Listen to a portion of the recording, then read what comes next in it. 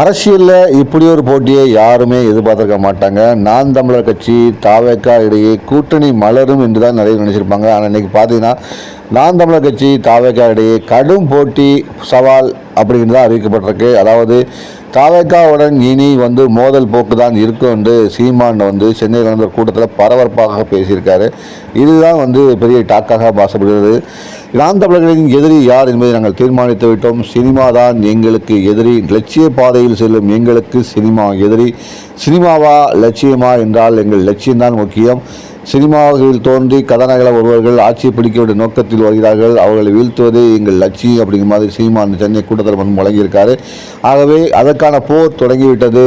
அதாவது சினிமாவுக்கு எதிரான எங்கள் போர் தொடங்கிவிட்டது. சினிமாவில் இருந்து அரசியலுக்கு வருபவர்களுக்கு எதிரான எங்கள் போர் தொடங்கிவிட்டது என்று குறிப்பிட்டிருக்கார். அதாவது விஜய்க்கும் எனக்கும் எதிரான ஒரு போர் தொடங்கிவிட்டது என்று சீமான் அந்த பொதுக்கூட்டத்தில் ரொம்ப ஆவேசமாகவே பேசியிருக்காரு.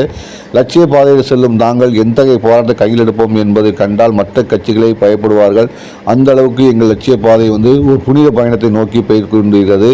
புனித பயணமா லட்சியமா? சினிமாவை என்றால் எங்கள் புனிதப்படும் லட்சியம் தான் வெல்லும்.